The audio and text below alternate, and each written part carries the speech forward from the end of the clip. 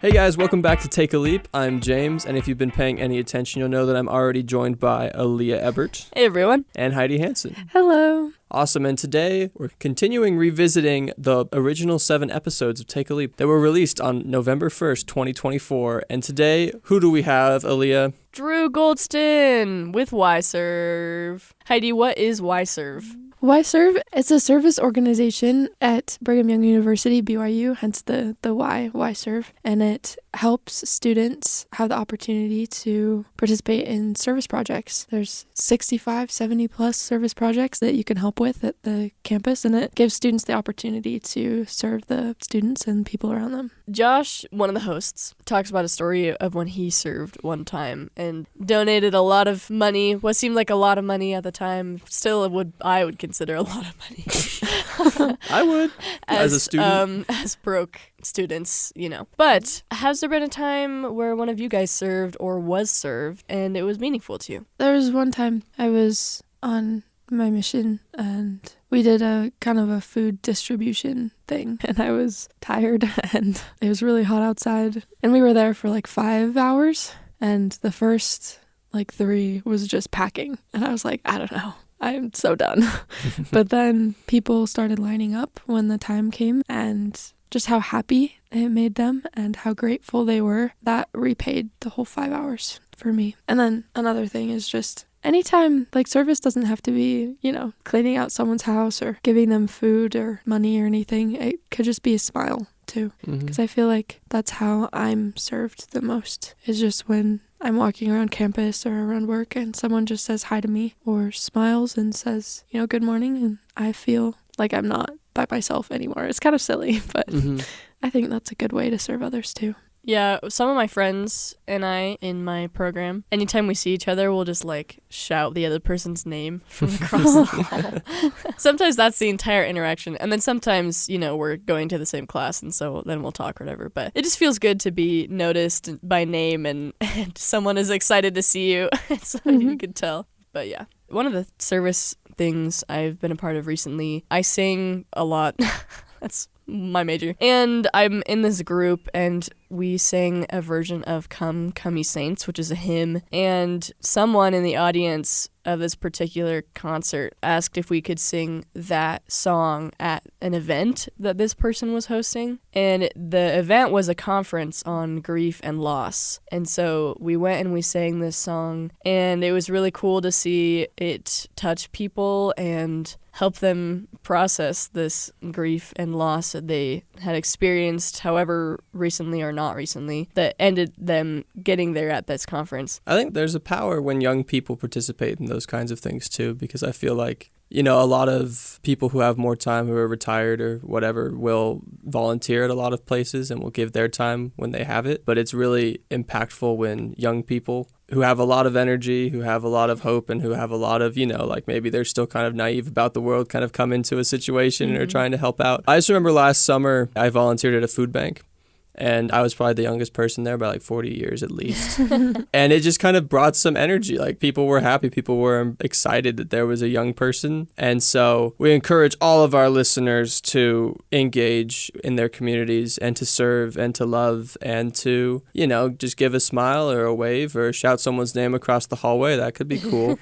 Go do it. Why serve? We probably haven't convinced you. Listen to the episode. We'll kick it over to Josh and Leah.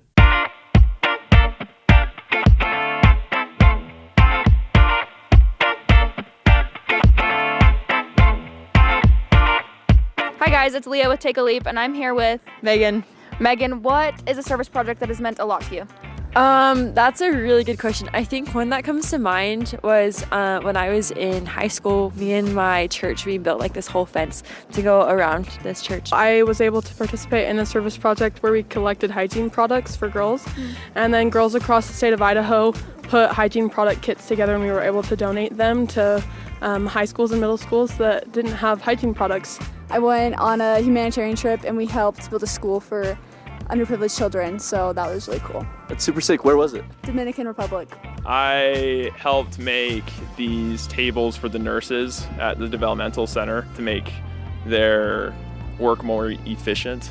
And I don't know, just seeing the people smile was awesome. My complex, I live on like the 4th floor, and it's kind of a hike to get up. So like I feel like the residents there are always pretty good. Like if you got groceries coming in, like everyone helps each other out. So it's nice to have other people just grab a bag, you know, so that's nice. There are people around us that are struggling, that might not have enough, and that we should be willing to not only give maybe financially, but also give our time. Especially in a college town, everyone's so busy, so if you can just notice like the tiny things, that's kind of what makes the day a little easier. Those are the things that kind of mean something, you know. Amen. Appreciate it. Thank you so much. Hey guys, welcome back to another episode of Take a Leap. Today we're talking to Drew Goldston of YServe. Yeah, Drew is the president of the Service Council at BYU. This is straight from just their website. It says 15 students are selected to serve on the Service Council. These council members typically have served in leadership positions in the Center for Service and Learning. The Service Council is responsible for training current lead program directors in leadership skills and program administration. Each Service Council member oversees 5 or 6 of YServe's 70 programs. So, Drew, we are so happy to have you here. Thank you. I think YServe is obviously, Leah and I are both BYU students, so it's something that we hear about, the Service Council we hear about. But, you know, for those listeners who aren't at BYU or maybe are at BYU but just don't know, maybe you're a freshman, what does the Service Council do? What are you guys up to? Well, first, I'd like to say thanks. I'm glad that you guys have heard about it. The Service Council, just like you were reading there, it's generally the administrative side of service. Pretty much everyone is familiar with like volunteer service, and we value that, and that's why we have 70 volunteer programs. But because we have 70 volunteer programs, we need help on the administrative side to make sure everything's happening properly, like the students are safe, the recipients of the service are safe, everything like that, and everyone's just overall having a good time. The reason that it exists, like YServe in general, is to fulfill the aims of BYU to facilitate a desire for lifelong service in all the students at BYU. Yeah, that's super cool. When did you join the Service Council? It was April of a year ago, April 2023. And what motivated you to join the Service Council? There are a lot of reasons. So I was in YServe previous to that, participating in volunteer events as well as on some of the leadership side, like a program director, and I was a lead program director as well. I actually applied my first year at BYU after being a program director for a little bit, and then I became a lead program director at the end of that year. And I was encouraged to by my Service Council member, just like you were saying, each Service Council member has 5 or 6 programs. So I reported to a Service Council member, and he was like, hey, this would be great. You'd be good at it. So I just was like, you know what? Sure. And I tried it out. I applied, and I didn't get in. Oh, no. And it was fine. I just did it. I was a lead program director for the next year after that. I still loved it. Like, maybe I was a little disappointed, but not really. I didn't expect to. It was my first year. I loved YServe, my experiences there, being part of service and the administrative side of service. I think that personally I thrive really well on that administrative side. Just fun to be like helping tons of people do work and not just my own work. So that was another motivation for me for sure, is like getting to help more people do service. And another motivation, like I had a lot of friends that were doing it, so that's always a good one. I think that a lot of people have friends with it, and you just kind of find your groups throughout BYU. This is definitely the place where I found the most, like, I guess you could say, like, that's where I felt like I belonged. That's where my people were. It was similar mindset, similar desires, everything like that. Super cool. Yeah. How does YServe find service projects? What does that process look like? It's a great question. So we have a community service provider, that's just what we call them, for each program, at least one. They're generally some kind of nonprofit organization that already exists. For example, I worked with Friends for Sight as a program director and a lead program director, and they do vision screenings for schools, elementary schools just around the area. So generally that's our target, is we want to serve our local community, but it's not exclusive to that. Of course, there's service events or service projects that benefit people overseas, across the country, everywhere. But those, we either reach out to them or a student will have a connection with them. They bring it in. We encourage what we call program proposals all the time. Like, we have plenty of openings. We want more programs so that there can be more opportunities for every BYU student to serve in a meaningful way. So if the ideal way is that a BYU student will have some kind of connection or a desire for a service project. They bring that to us, and then they meet with the Service Council presidency as well as the office staff, the director, and the coordinators, and they propose their idea. There are some qualifications that they have in order for it to become an actual program. But yeah, if it's driven by a student, those are the most successful programs. Does that answer your question? Yeah, that makes sense. Yeah, that was perfect. So we are a podcast interested in faithful people, and I want to know, how has your faith impacted your work? Do you feel like it's kind of a motivating factor for why you participate in YServe? I would definitely say it is a motivating factor for sure. That's one thing that I really do love about the Service Council. We start all of our meetings with a prayer and a hymn. We always close with a prayer. We have a spiritual thought. It's a very, very spiritual environment. And the reason is because we know that God cares about service. So we want to invite the Holy Ghost to be there with us and be inspired to go out and do God's work by serving people, showing charity in that way. As a religious school, BYU, one of their aims is to create lifelong service, right? Yeah. Our desire for that in the students, because that's what Christ would do. Christ is very service-oriented, as you can read about throughout the New Testament and the Book of Mormon and everywhere else. Yeah, I love that. I did an interview yesterday with Lauren Kim, who's an evangelical Christian, and she started our interview with a prayer. Like, she prayed us into it. And it was so interesting because it was just over Riverside, which is like Zoom, and I'm just sitting there folding my arms. I'm like, this is so cool that somebody of a different faith is praying before we have a conversation together, that we can be guided by the Spirit. I love that. Yeah, it was super cool. If you're like working for a nonprofit or just out in the corporate world, those things are rather frowned upon. Yeah. But when you're at BYU or another religious institution, it's super important that you actually use your faith day to day in whatever you're doing. That's a big reason why I came to BYU too, is because I'm like, I want something where I can continue my faith and not hide it, but like use it in my day-to-day life. Yeah. Same with me. Yeah. Where are you from originally? California. Okay, cool. I'm from Wisconsin. I feel like going to high school in Wisconsin, it was so different. Like, people were Christian, but nobody really talked about religion, and certainly nobody knew anything about the Latter-day Saint Church or the Mormons. They were like, oh, it's kind of interesting. I don't really know what you believe. So I feel like it's so different at BYU. It's very fun. I know at Texas, when I wore a BYU shirt, they're like, is that Baylor? What is that? I'm like, Yeah. No. Everyone thought the Y sticker on my car was for Yale. I was like, no, guys, I don't think I'm going to Yale. So, Drew, have you always been interested in service? Were you into service in high school? Like, what made you want to join YServe in the very first place?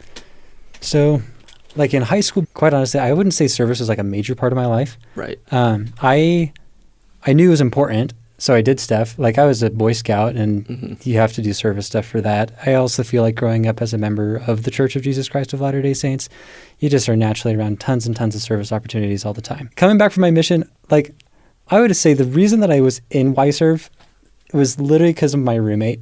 I had a roommate. He's a true achiever. He wants to go do the best, the greatest things, become the best he can be. And he goes to find how he can be involved with the students at BYU. And he sees the YServe office. It's in the fishbowl office right in the middle of the Wilk. He goes in, and they talked about opportunities for him. He just applied, got some program director position pretty quick. And then that program grew enough where he was like, hey, we need more help. We just had become really good friends at that point. And he's like, you come on, and then brought another friend on, time together, figuring out how to grow this program. That's what really interested me, was being able to help grow a program.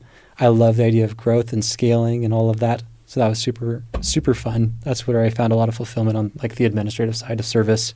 Yeah, that's so awesome. Do you have a service experience that has helped build your faith? We really, really believe in YServe that God will reveal to you what needs to happen. And when you're trying to set goals or create plans, or you're running into some kind of struggle, we believe that inviting the Spirit into those meetings where you're trying to figure things out, that you can receive revelation directly from heaven to accomplish those things. So I've definitely seen that in every single role that I've served in YServe.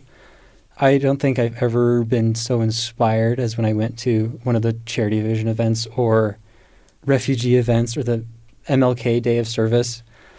Those where you bring so many students together shows true charity and true goodness in the world. So I would definitely consider that a powerful spiritual experience, to see that students at this age doing all the things they're doing in their lives, they go out and they want to make an impact, make some kind of difference, and they do it together. That's super impressive to me. Drew, I love that you're talking today about service. We haven't had an episode about service yet, but I think it's so important. For me especially, I like to serve with music. Last year, around Christmas, I went to an old folks' home with my aunt and uncle and my cousins, and we sang a few songs for like an hour, and then at the end we handed out candy canes, and people were very grateful that we came to do it. And when we were practicing, I was kind of like, is anyone going to come to this show? Will this be worthwhile? And if not, it's okay. Like, I'm still doing a good thing, and I know that. But just hearing from the people how much it meant to them made me feel like what I was doing was worthwhile and good. Yeah, I think it's crazy to me because I feel like, I mean, obviously we're at a university. There's a lot of busy people who have a lot of things going on in their lives. And I'm super impressed by people who take time out of their lives when they could be doing homework, or they could be cramming an essay in, that they kind of turn outward. And it is one of the goals of BYU, right, to, go forth and serve. And what would you say to those people, though, who are struggling to find time to step away from homework or work or social life? I'm so glad you asked that, because just as you were talking about it, I was thinking how going and serving just brings the balance that we need in our lives. I've found for myself, for my friends, and then tons and tons of volunteers that have shared information with us, that the time is made for you. We all really do have the same amount of time. And by you going and serving someone else, you're multiplying the availability of time for people in the community that you're serving. For me, I don't think that I would be a good student or friend or anything if I didn't have this in my life. I always have to have something else going on. Otherwise, all I'm thinking about is school or whatever is going on at the time. But in this case, school, and I just get overwhelmed. Like, if that's the only thing to think about all the time, it really does throw an imbalance into my life. For those people who are struggling to find time, just do it and you'll be surprised at how much time you do have.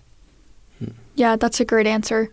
I feel like in my life too, this is such a cliche, but you hear so often, like, oh, if you're having a hard time, go outside, step outside of yourself and serve other people. And you're like, oh, I don't have the energy for that. I don't have the time for that. But as soon as you go serve someone else, you're humbled immediately and you're filled with happiness and the light of the Spirit. And I've seen that time and time again. And it's motivating too, right? Yeah, so for sure. If you're ever in a funk, totally go out and serve, and it just rolls the ball, gets the momentum going. I think one of the very first times that I realized that service was actually super meaningful, not only for the people being served, but for me as well, was in high school. We had this math of personal finance class, and throughout the whole month of December, we were like trying to do things like raise money and, how to use your money for acts of service.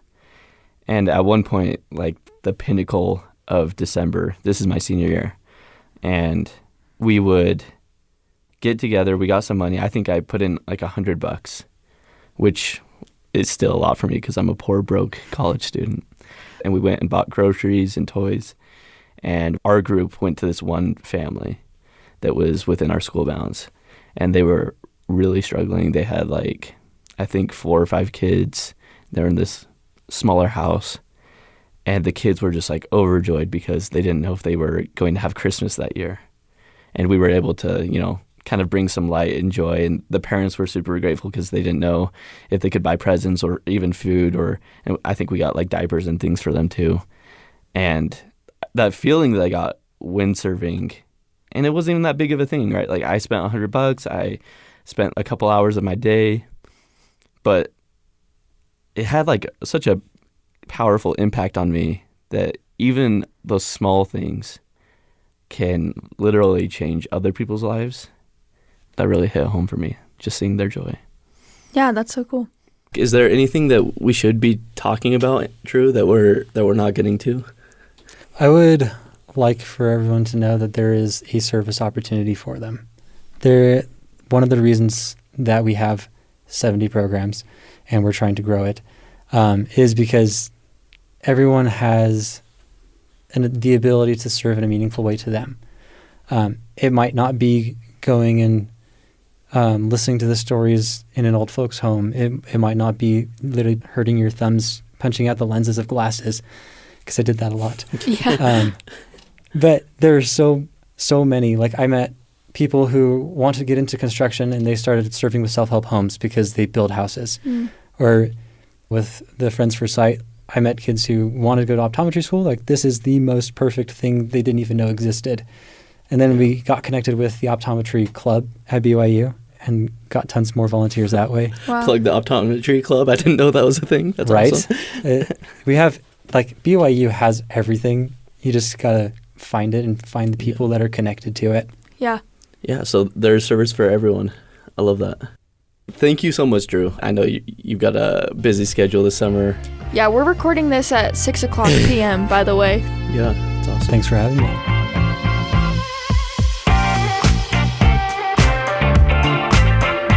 Huge thanks to Drew Goldston of Brigham Young University's YServe for speaking with us.